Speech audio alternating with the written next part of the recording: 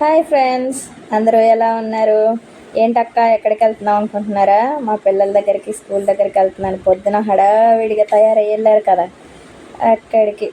మా పిల్లల్ని వరలక్ష్మి వ్రతం పూజ ఉంది కదా, ఎలా చేస్తున్నారు ఏంటి చూద్దాము అని చెప్పి ఉదయాన్నే లేచి తెగ జడలు వేసుకొని ఆ డ్రెస్ బాగుందా, ఈ డ్రెస్ బాగుందా, అటు ఇటు ఆ జ్యువెలరీ బాగుందా, ఈ పౌడర్ బాగుందా అని గోల గోల చేసి హడావిడి చేసి తయారయ్యి వెళ్ళారు. సరే స్కూల్కి వెళ్ళిన తర్వాత అక్కడ పూజా కార్యక్రమం ఏం జరుగుతుందని చెప్పి మేము వెళ్ళాం. పిల్లల్ని చూసి పూజ అయిపోయి ఉంటుందేమో అనుకున్నాం. ఇంకా సర్లే అయిపోయి ఉంటుంది తీసుకొద్దామని. కానీ అక్కడికి వెళ్ళిన తర్వాత తెలిసిన విషయం ఏంటంటే, చిన్నపిల్లలకి పూజ అయితే తప్ప వాళ్ళకి పెద్ద పిల్లల్ని పిలవరు, కాస్త లేట్ అవుతుంది అని. సరేలే అని అది విని నేను మా సిరి అమ్మ ఒకళ్ళనొకళ్ళు చూసుకొని, ఇంకా పిల్లలని ఇప్పుడే తీసుకురారులే, ఇంకా లేట్ అవుద్ది, అన్నం కూడా తినలేదు, ఈ పిల్లలు లంచ్ టైం అయిపోయిన తర్వాతేనంట అని చెప్పి మేము ఇంటికి వచ్చాం. తర్వాత వాళ్ళని తీసుకొద్దాంలే అని చెప్పి మేము అప్పుడు దాకా కాసేపు సరదాగా అలా వీడియోలు తీసుకుంటూ కాసేపు, పిల్లలు మాత్రం భలే ఉన్నారులే ఒక్కొక్కరు క్యూట్గా.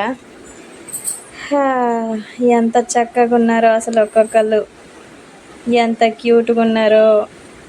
ఎంతసేపు వెయిట్ చేస్తాంలే, వీళ్ళు అన్నం తిన్నాక పంపిస్తారంట, మళ్ళీ అప్పటికి ఒక 3-4 అవుతుంది, మళ్ళీ పిల్లల్ని స్కూల్ నుంచి ఇంటికి వదిలే టైం అవుతుంది కదా అని చెప్పి మేము ఇంకా ఇంటికి వచ్చేసాం. తీరా మా బుడతలతో పని కాదుగా. ఇదేదో సామెత ఉంది చూశారు, ఏంటి ఏదో సామెత అండి, గుర్తు రావట్లేదు కానీ, ఇల్లు పిల్లలున్న ఇంటికి సందడికి కొదవలేదు అని అంటారు కదా, అలాగైందనమాట మా పని.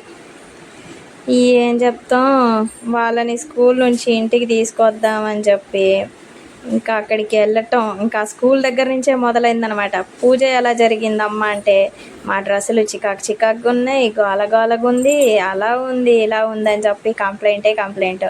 మా పెద్ద మేడం చూసారా, కమ్మలు కూడా తీసి పక్కన పెట్టేసింది. ఇలా జరిగిందనమాట ఇవాళకి. మా పిల్లలు ఎలా ఉన్నారో కామెంట్ చేయండి. కొత్తగా మన ఛానల్ చూసేవాళ్ళు please to subscribe. Thanks for watching.